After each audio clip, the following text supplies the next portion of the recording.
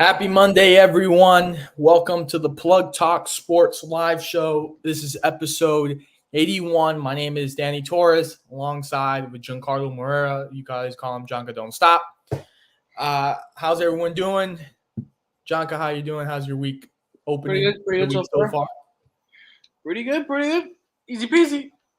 Hey, I can't complain about mine either. Let's do we didn't do, since we had a special guest last week, we didn't do our plug and shameless plug of the week.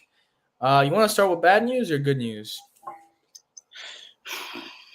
Man, I really don't know. Whichever one you want. It doesn't matter to me. Let's do good news. I think last time we did bad news when we last did this. Bad news. Tell me some bad news.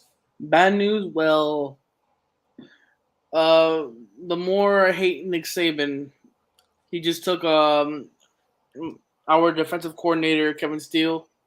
So right now, UM is in search of a offensive coordinator and a defensive coordinator. Yeah. Some say that's a blessing in disguise. Some say it's not.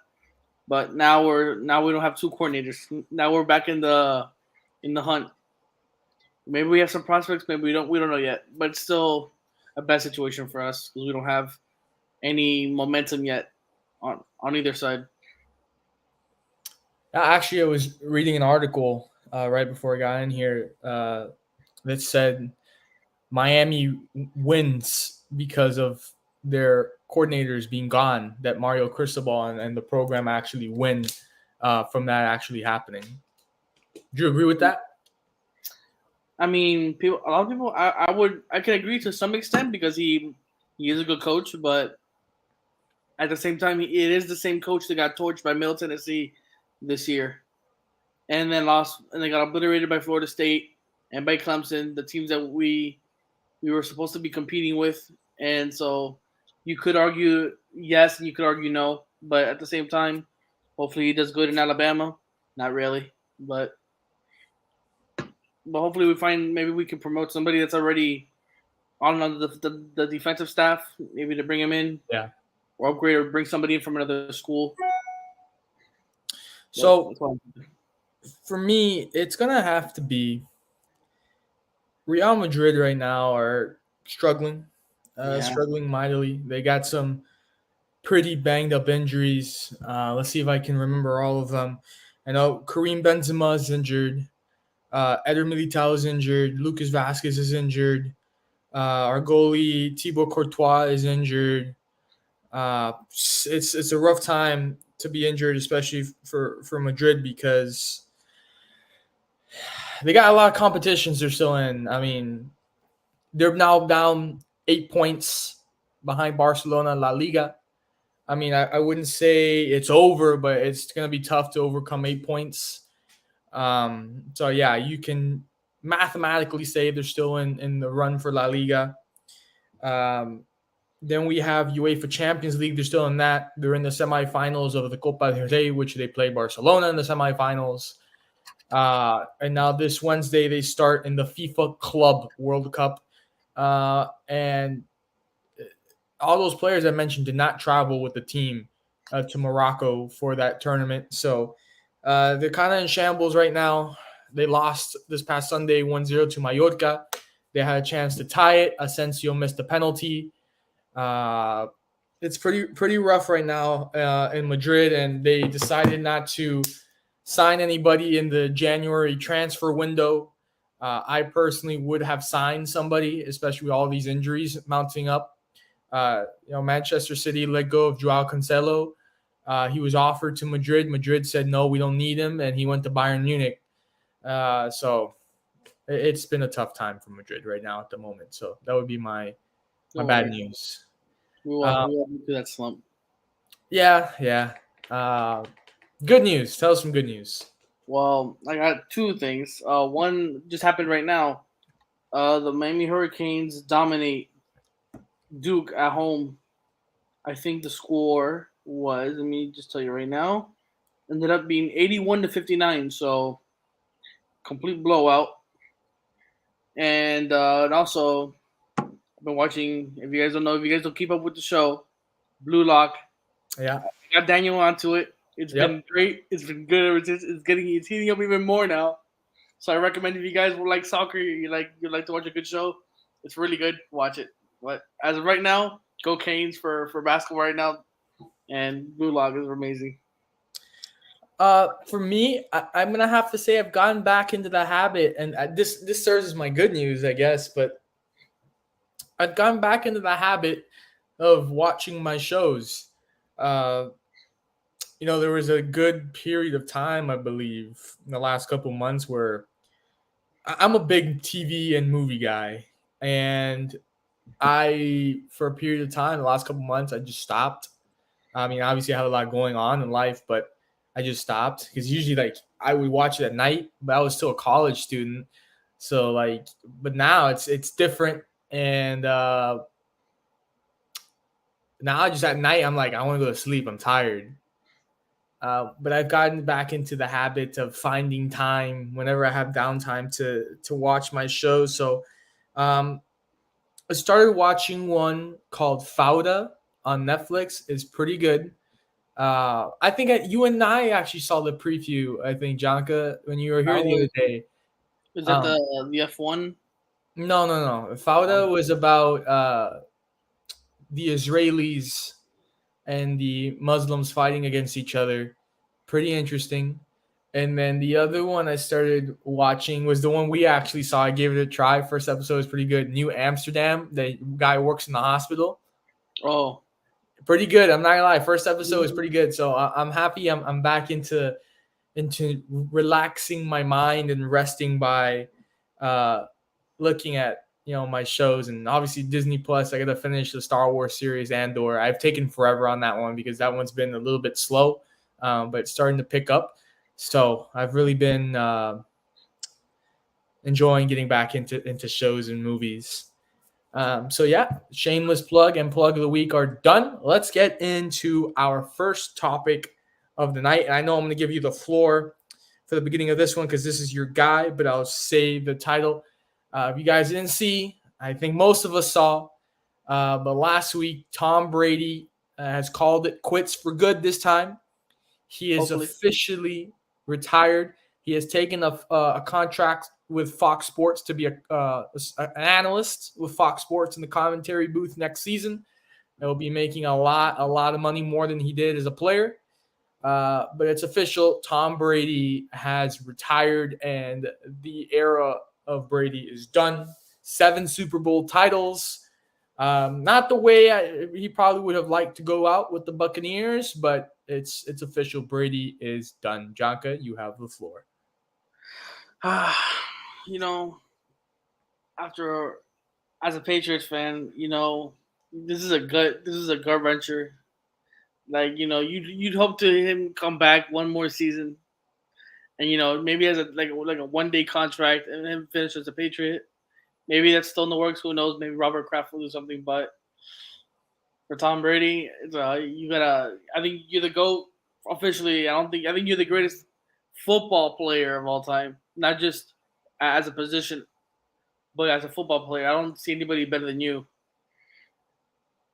What you gave to the what you gave to New England and the whole country, all your fans, was incredible.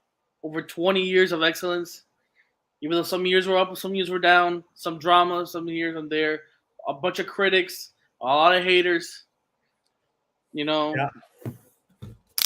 but it doesn't matter. You got 7 rings, more than anybody could tell you, more than any team right now has. Honestly, I don't think anybody's gonna beat his record.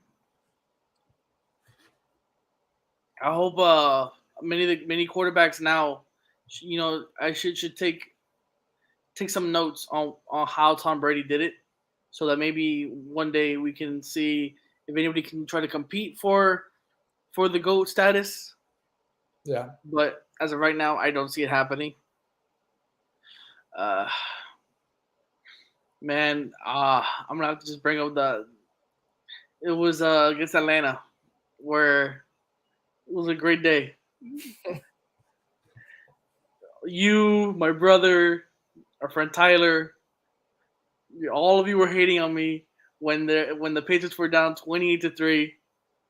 You guys were blowing up my phone, saying, "Oh, you guys suck. Oh, you deserve this." And then there goes Tom Brady, the GOAT, coming with the greatest comeback in Super Bowl history. I mean, I will say there was a little bit of luck to that factor. Hey, whatever. It happened. It happened. And the first ever Super Bowl to go to overtime.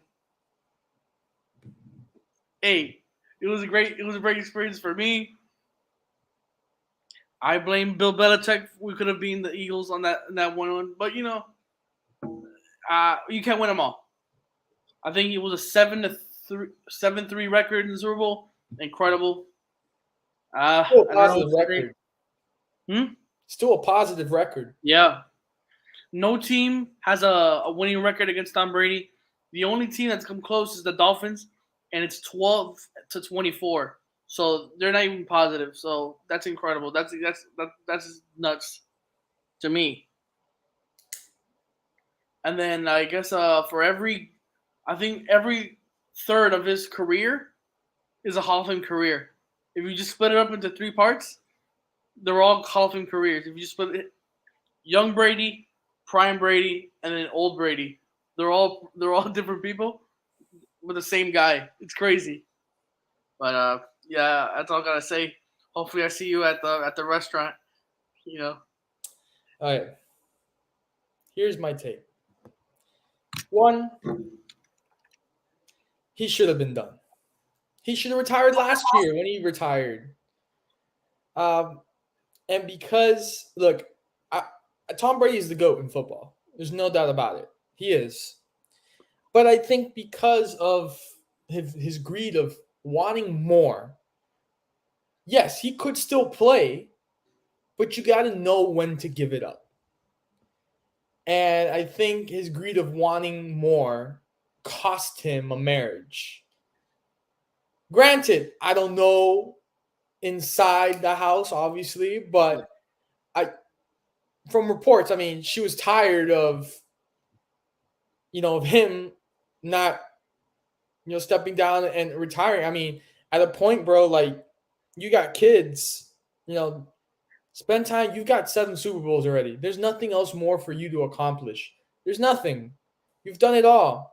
Go on and enjoy your family that you've been away from for a while, of just focusing on your career and winning Super Bowls. They have given up all those years for you to chase your dream. Now it's time for you to hang it up and spend time with your family and spend time watching your kids grow and be, more present in their lives. So he traded that in for a season that was bad and ended up getting annihilated by Dak Prescott and the Dallas Cowboys in the first round of the playoffs. That's what he gave all that up for. So I think he should have been done. And I honestly think he was probably considering coming back, but I think someone probably in his inner circle told him, "Hey, Tom, it's time to hang it up."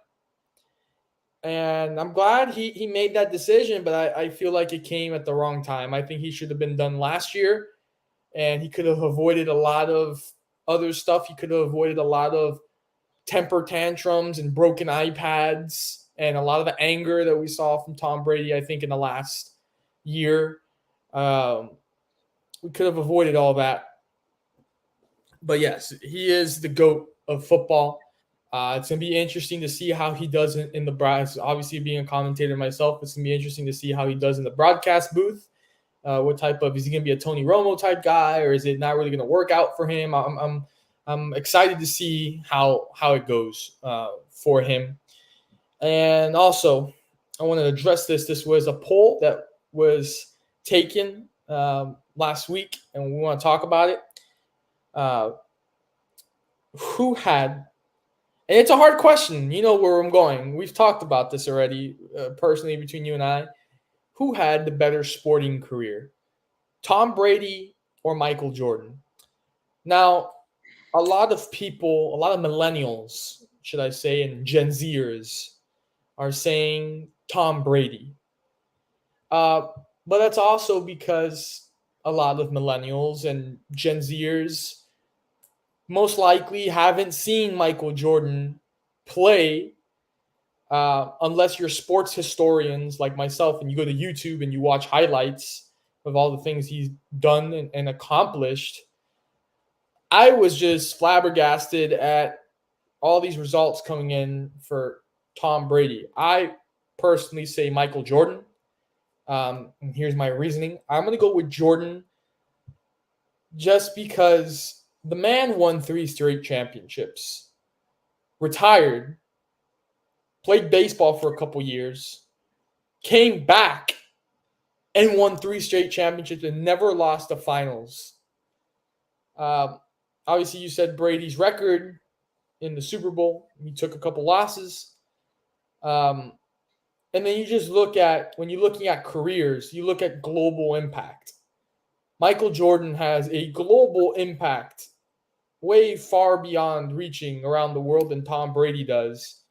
And that's because Jordan built a brand for himself and literally has one most popular shoes around the entire world. It's hard because, yes, Brady does have that killer instinct, but I feel like Michael Jordan just has a little bit more of that killer instinct than Tom Brady does. And for me, that's why Jordan, had a better sporting career than Brady did. Oh, you want me to say my piece? Yeah, go ahead. Well, before I get into the whichever Tom Brady or Michael Jordan, it was the thing with his Tom Brady's marriage and stuff. I mean, she brought that up out of nowhere. She said that he supposedly never hung out with the kids. Yet the NFL season's around like 5-6 months, and half the time he's home, and so are they. So I don't get that point. Practices are legit, like 2:00 in the afternoon, and like school doesn't get out till like 3 or 4. So that idea is out the window. I think she was just being petty. She just wanted to retire in Miami and just like get on with their lives. I have to disagree with that point. When you're an athlete, you just don't go home at 2 and just chill and do nothing. I mean, there's a lot that goes into it, and especially when the season is on and you got road games, you're constantly traveling. When you're home, you're reviewing film, you're reading your playbook. It's not like you're home watching Netflix and doing nothing. So that would be my counter. Yeah, but we don't know what he was really doing at home. But assuming that when he's at home, he relaxes and stuff. Then, but at the same time, it's like his kids are already, they're like 15, 14. Like they say they want to hang out with their dad, but I feel like that's kind of BS to me because we know just from like our standpoint, we've been teenagers before. Like hanging out with your parents isn't.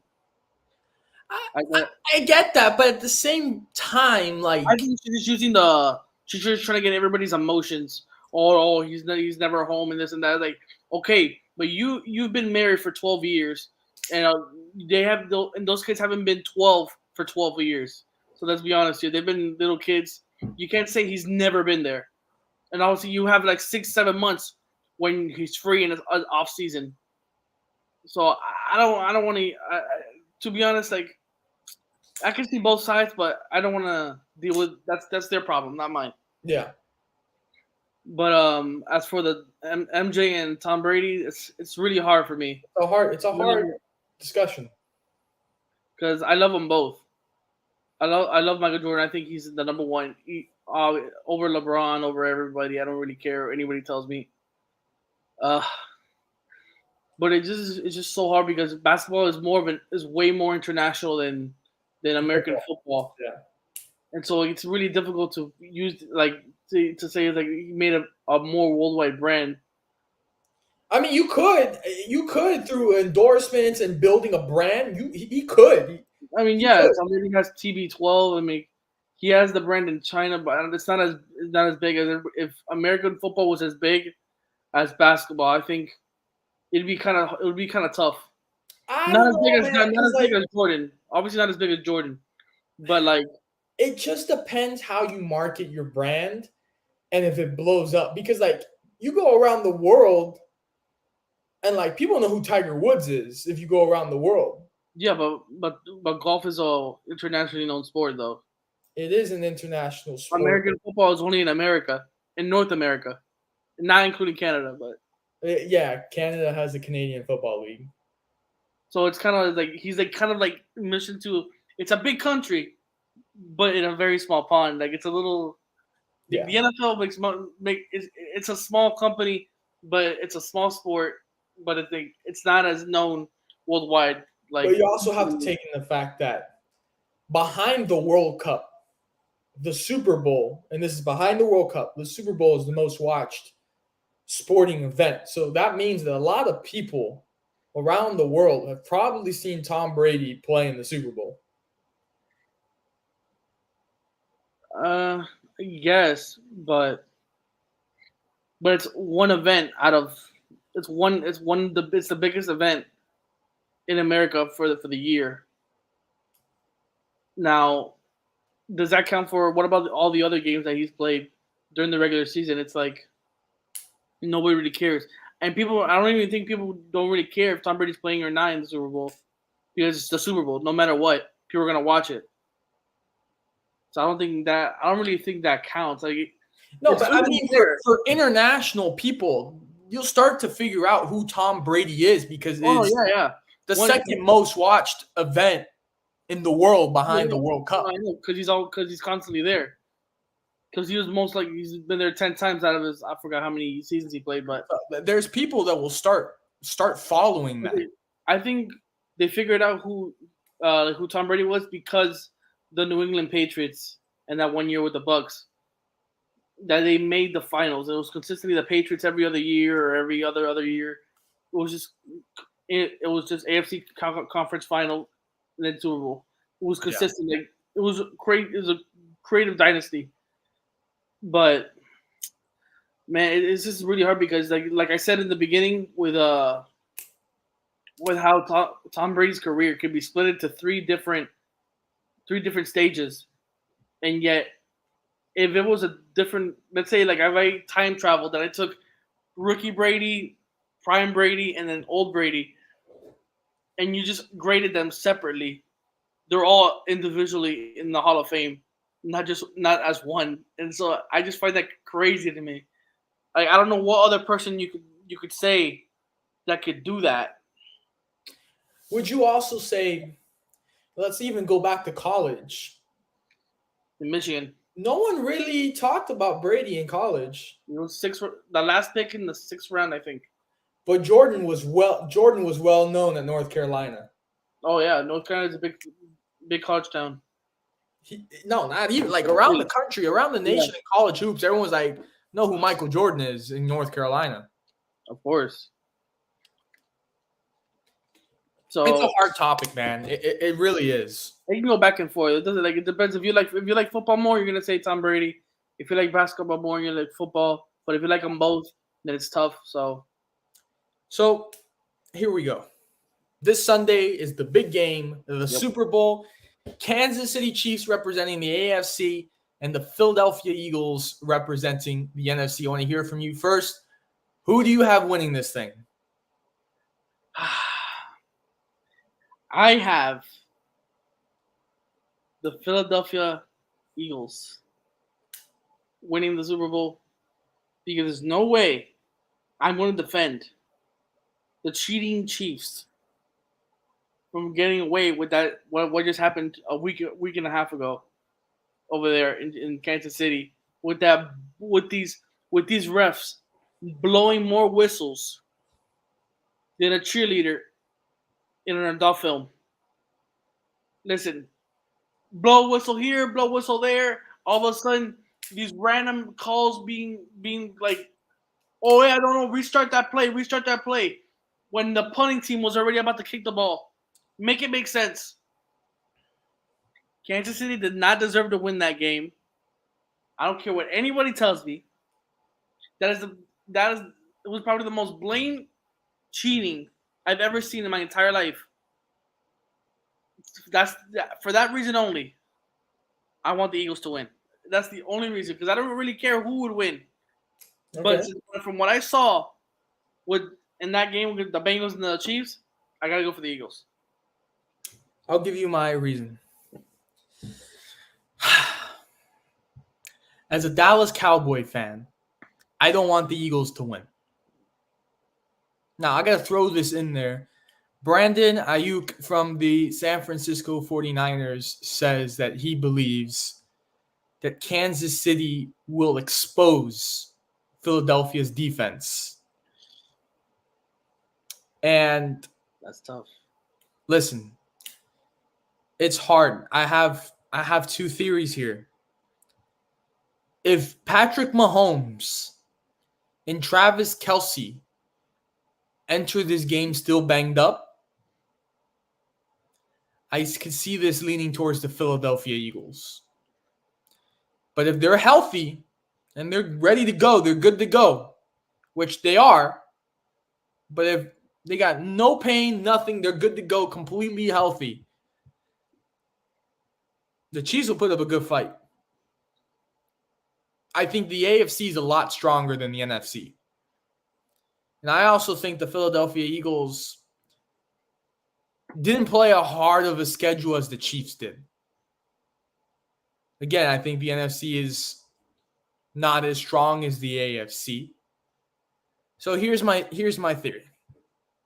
Again, Chiefs completely healthy, meaning Mahomes and Kelce, Chiefs win.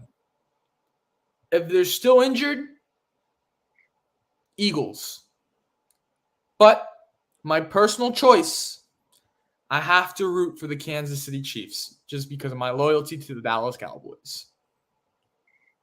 That's where it's at right now. Man, that's tough. It's just, and I gotta say, like, listen, here's another thing you have to think of. Do you think that Jalen Hurts will rise to the occasion? This is his first Super Bowl. He's going up against a guy, Patrick Mahomes, who's already been here before.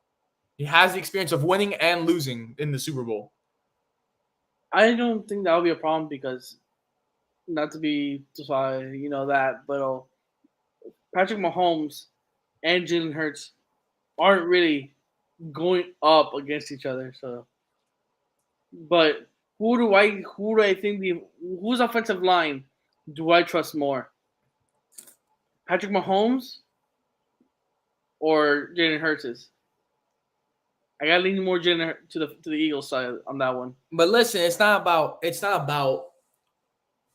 them going up against each other. It's about the moment, being in that moment, the experience. Mahomes has the experience of winning and losing the Super Bowl that Hurts does not have.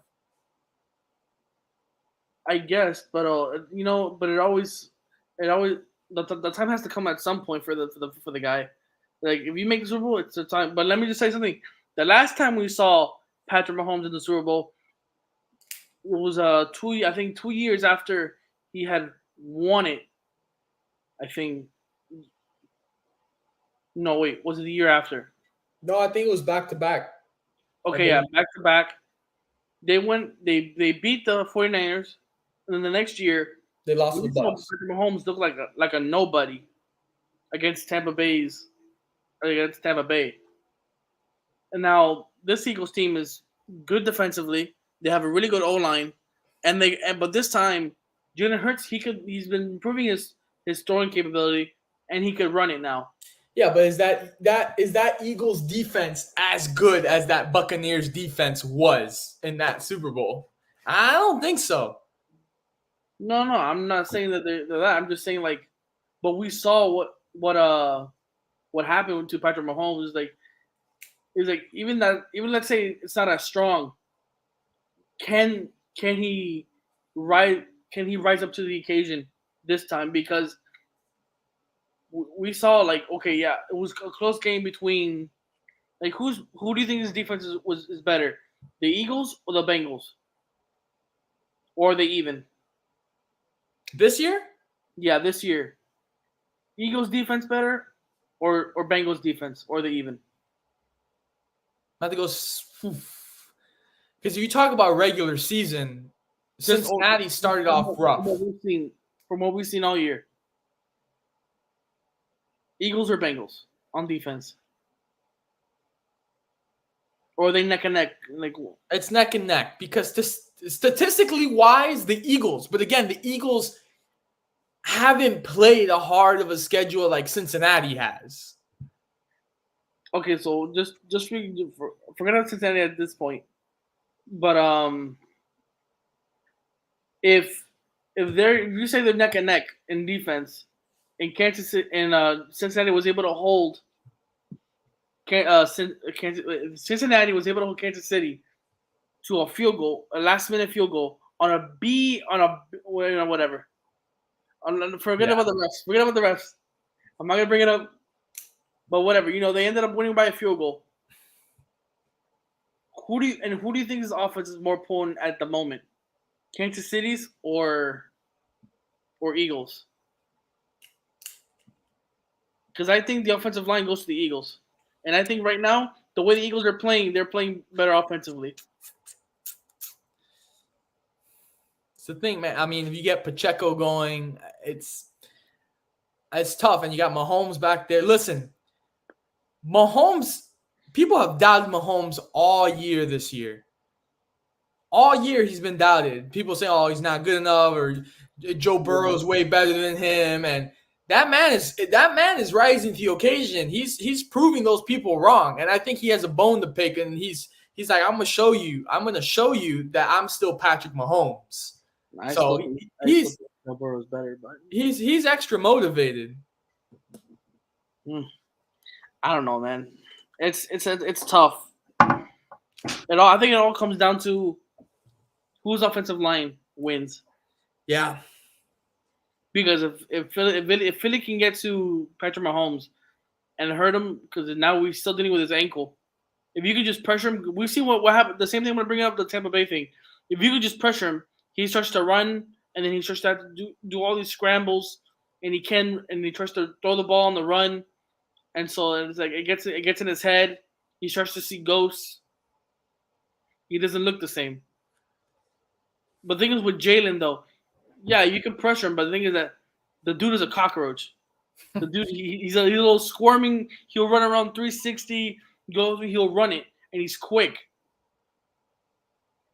So it's like I can see Jaden. You know what? I'm gonna say Jaden Hurts goes for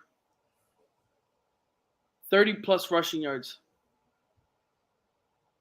in the Super Bowl. I can see it. Again, it all depends. For me, it all depends how Mahomes and Kelsey are. If they're injured, I told you, it's gonna be the Eagles. If they're healthy, it's over. Kelsey's his blanket. If Kelsey doesn't, if they double Kelsey and Kelsey doesn't get in his rhythm, it's over. The game, we might see another blowout Super Bowl. I wouldn't say a blowout. I'm not gonna go that far. I don't think it'll be a blowout. We might see it. If Kelsey doesn't get his rhythm, and they don't and Mahomes and Chelsea don't get the thing going on, I think it's gonna be a very long night for them. I can't see a blow. I can't say blowout, man. I can't see it happening. No one saw a blowout for Tampa Bay and the Chiefs. I'm not too sure that was a blowout. Yeah, bro. Patrick Mahomes didn't throw a single touchdown. It was all field goals. Yeah, but I think it was 32 or 31-12. I can't say blowout for the Super Bowl, man. I just can't see it happening. You don't see it happen, or you don't want it to happen? No, both. I don't see it happening, and I mean, obviously, don't want it to happen. I want a competitive game that I can watch, but I don't see it happening. I guess. Man, I would love to see Brandon's take, but he's in New York right now.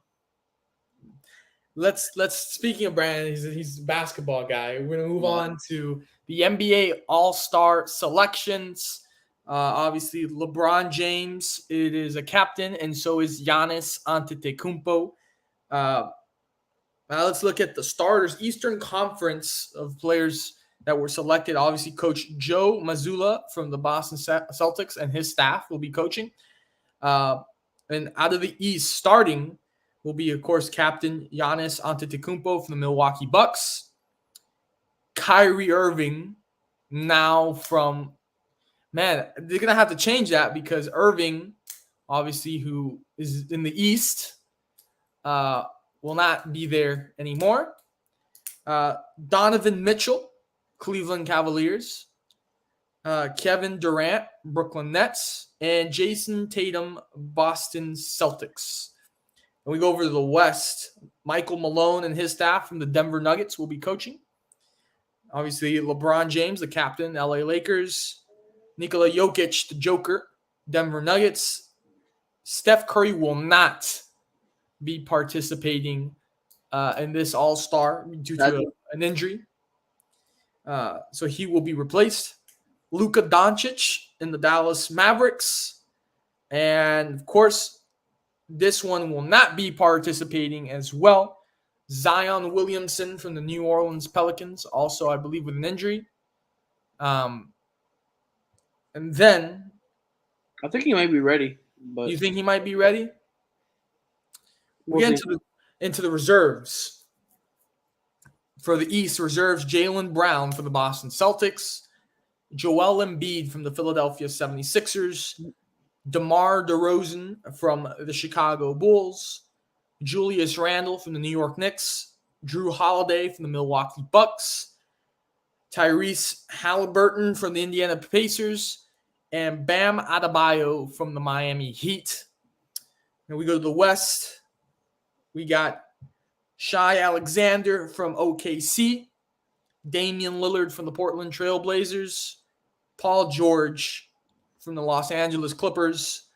Lauri Markkanen from the Utah Jazz. John Morant from the Memphis Grizzlies. Jaren Jackson Jr. from the Memphis Grizzlies. And Domantas Sabonis from the Sacramento Kings. I want to hear, what do you think about the starters and what do you think about the reserves? That was a lot to take in. It was. I'm trying to make sure, find the... Where'd you find the list? I was on ESPN. Let me see.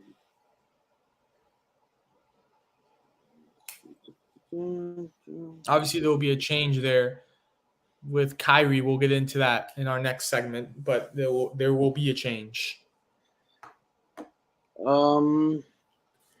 Have they chosen their teams yet? Like, Mm-mm.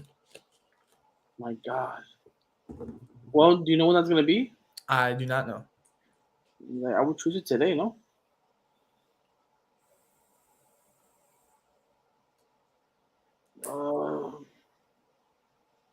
Trying to see here. Okay, so as of right now, who's on the? We said we don't know what sides. Jeez.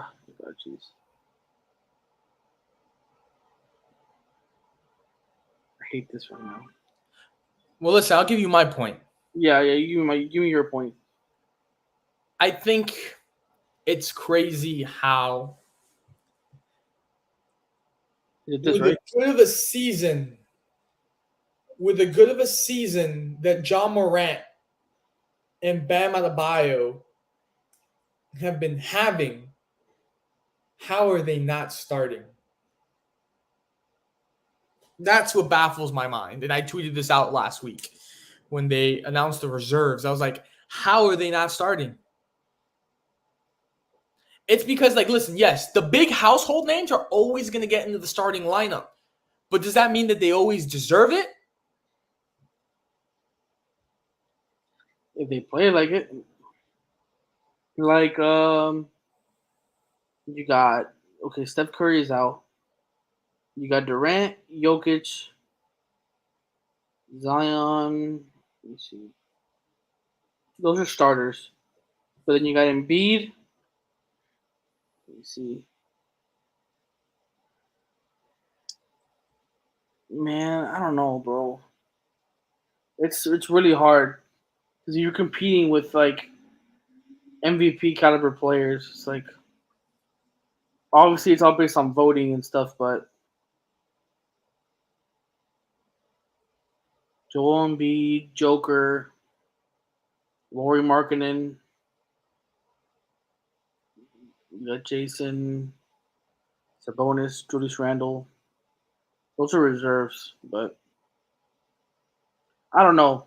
Listen, in that It's front court, listen to me. In that front court, they got KD from the East, KD and Jason Tatum. okay. Tatum, yes, I believe Tatum has been playing extremely well this season. Yep. But do you think really KD, with the injury, he's had injuries, you really think he? It's KD, bro. That's what I'm saying. He's only getting there because he's a household name. But does he really deserve it though, more than Bam Adebayo at this moment? I mean, but they play different positions, though. That's the thing. I know, but still the front court.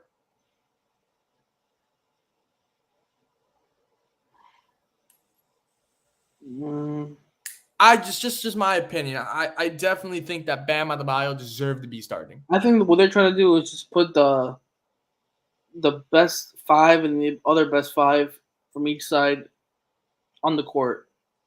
No matter what the position is, whoever has the most votes will get on the court. Period.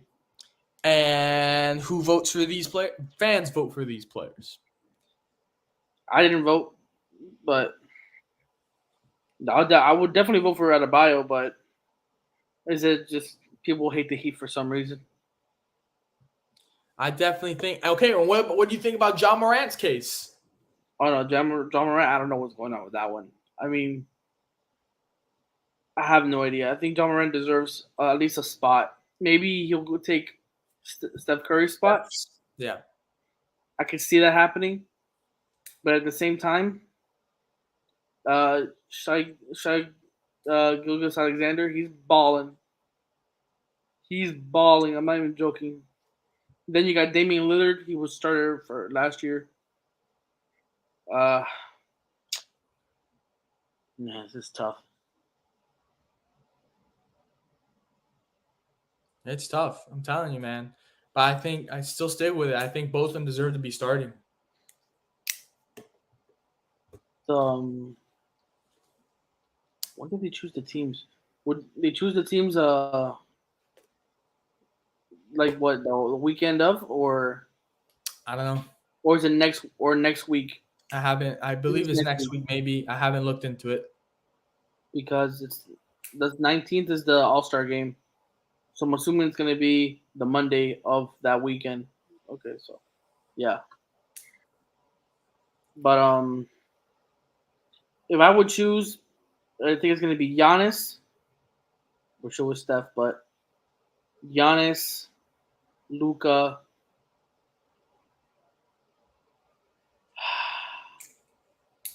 Tatum. I think it's gonna have to be Donovan,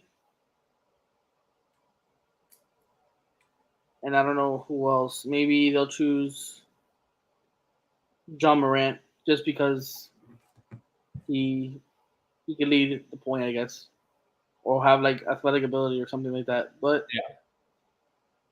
Team LeBron's team is always stacked, so it's gonna be LeBron and KD on a team. Kyrie, Kyrie, of course, which I don't know how that's gonna work out. Jokic. And then probably Zion.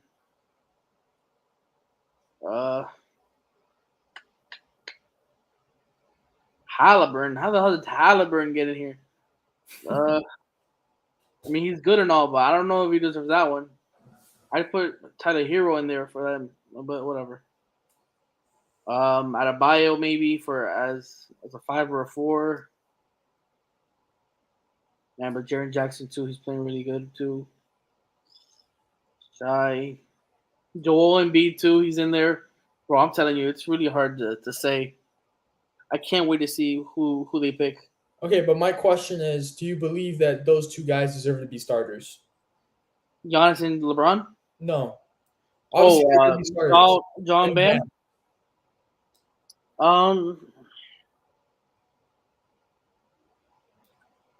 It's just so hard because like who are you gonna put Bam over though?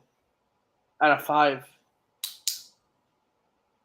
Because we know Giannis and Bam are kind of like not interchangeable, but like they're big guys and they can post and they can shoot. But then you got Jokic, and then you got Embiid,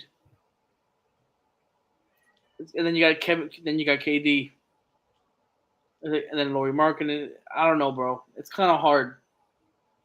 Would you put Bam over Jokic No, over Embiid? that's a tough one. Embiid right now is like 1 or 2 or maybe 3 in MVP voting right now. Bam's been playing really well, man. I know, but it's now if he had like I think if he was getting MVP numbers, then I think his stock would go up.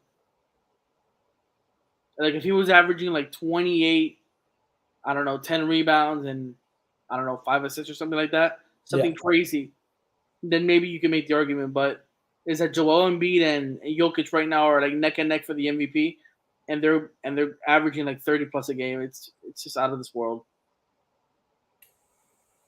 I don't know if you can put him as a starter, but maybe a bench, maybe ride the bench and come in for them. Okay. Yeah. But for John Moran, I think he should start. I gotta admit, I think John Moran should start. But Bam, just because of his position, I think he should be on the bench. Okay. For now, hopefully he can get better as he goes. I still think both of them should start, but I'm okay with that. I'm okay with that. So let's get into the other big news with basketball. This was something that was brought up over the summer that Kyrie Irving wanted out of the Brooklyn Nets organization. So did Kevin Durant. Mm-hmm. And they listened to potential suitors. There's a great article that I wrote this afternoon on our website. Visit at www.plugtalksports.co. The Nets listened to all potential suitors over the summer. You're just asking for way too much. Durant and Irving stay with the Nets. Last week, out of nowhere, shocked everybody. Irving tells him, hey, the deadline, which is February 9th, which is this Thursday, Irving shocks the world again and brings up this whole thing again. Hey, I want out of Brooklyn. So the Nets owner, Irving's preferred destination was to join LeBron James in the Los Angeles Lakers. The Nets owner, and this is how you know there's bad blood. The Nets owner says, I don't want to give into his demands and send him where he wants to go. So you send him anywhere but the Los Angeles Lakers. So they send him to the Dallas Mavericks alongside Markieff Morris. Yep. The Nets receive Spencer Dinwiddie, who's back on the Nets, 2 draft picks. And pretty good. For me, would you say, for me, I think the Mavs win this trade. You got Luka Doncic, you got Kyrie Irving. They're now, I would say, serious contenders to get out of the West and to be in the finals. I'm not sure about winning it all, but definitely contenders to get to the finals. Well, adding Kyrie Irving, I know our colleague Brandon says that he was not impressed with this move and mentioned their defensive struggles. But I think when you add a player like Kyrie Irving, and you pair him up with Luka Doncic, I think that offense will overpower and overshadow the defensive issues that they're having. Ever heard offense turns into defense or defense turns into offense, vice versa? I think it might overshadow it. And I think this is a good pickup for the Dallas Mavericks. Obviously, the Miami Heat were in talks as well. Before I talk about the Heat, the Lakers had spoken to the Nets Friday and Saturday. Nothing came out of that one. Again, the Nets owner did not want to send Irving to where he wanted to go. So that didn't work out. Even LeBron James, who tweeted, maybe it's me, end quote, just wondering maybe he's the problem, calling himself the problem. But for the Miami Heat, what they had to offer was Kyle Lowry, Duncan Robinson, and Dwayne Dedmon, maybe a pick or two. And obviously the Nets are not going to take a Kyle Lowry who's not in shape, not in his prime, Duncan Robinson who's barely played, Dwayne Dedmon who's a liability for foul trouble every time he's on the floor. They just looked at that and like, we're not going to give up Kyrie Irving for this.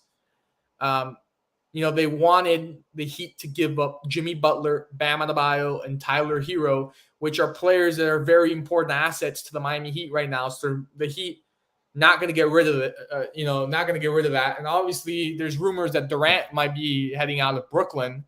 So if Miami wants to trade for Durant to Brooklyn, Brooklyn's still going to play hardball. So I can't see a trade between Miami and Brooklyn happening unless Miami finally crazily gives in. But again, I think this is a win for a win for the Dallas Mavericks, and I think it's a win for the Brooklyn Nets because now they get to build. If they keep KD, they get to build around him.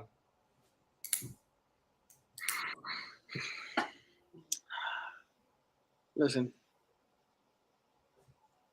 the only way I can see the Mavericks winning this trade is if Kyrie Irving doesn't pull another stunt. Yeah. With his antics. If he just like, all right, you know what? I'm here. This team has a chance to go far. They need me. Let's see where this goes. He actually tries.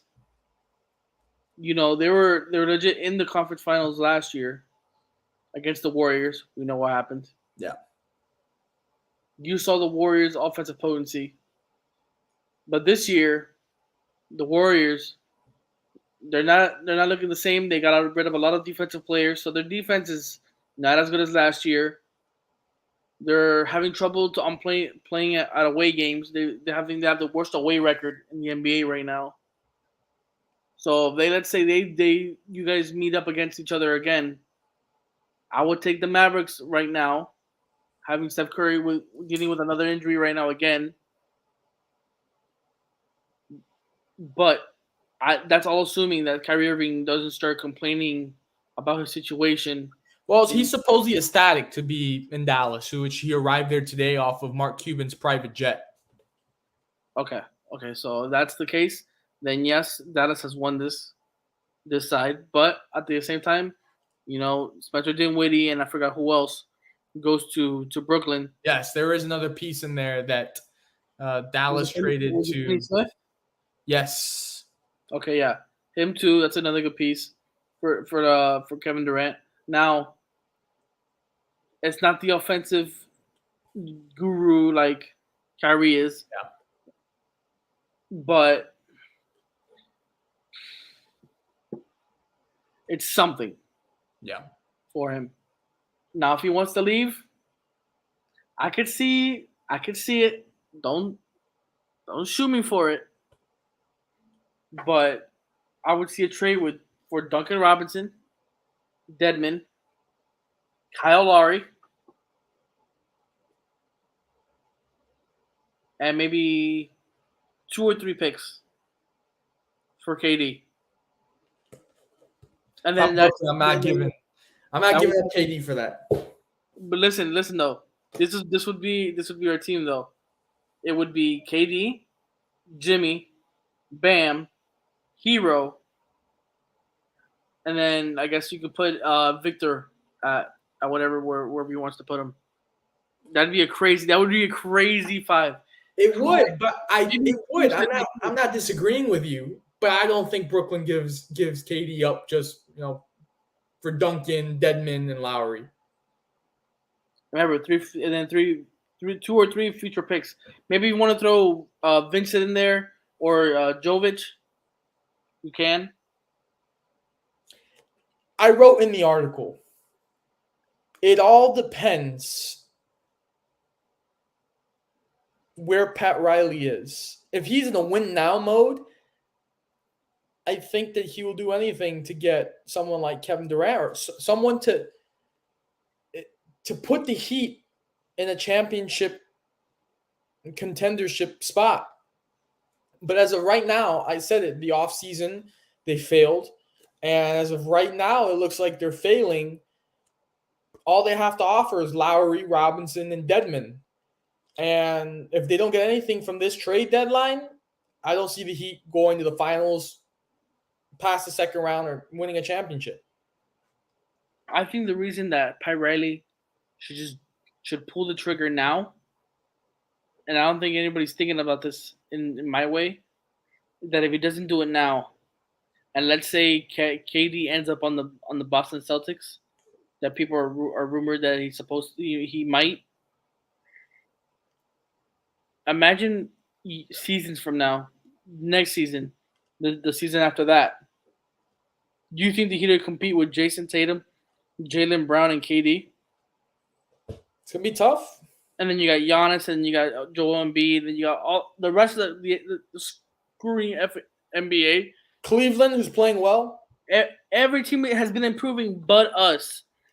I'm telling you, I think Pat Riley right now, bro, is like, hey, call your losses after this season. Go all in on this guy, on KD.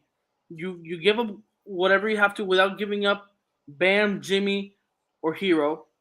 If you can keep them three, and you can get KD, you make that front four, bro. I'm telling you right now, that would be the most difficult team to play against, because who are you gonna guard, bro? Yeah. Who are you gonna guard? That would be a force of nature to put up, because then that, like, Bam Adebayo doesn't have to go all out against, like, how we this past season with Robert Williams at the bottom. I was like, you know what? I see KD at the corner. Yeet. Oh no, look, there's Jimmy. He's gonna drive it in. Pick and roll. Boom. Tyler Hero. Oh, behind me. All right, switch. Oh, there goes Victor Oladipo coming around me. All right, bro. He has so many options.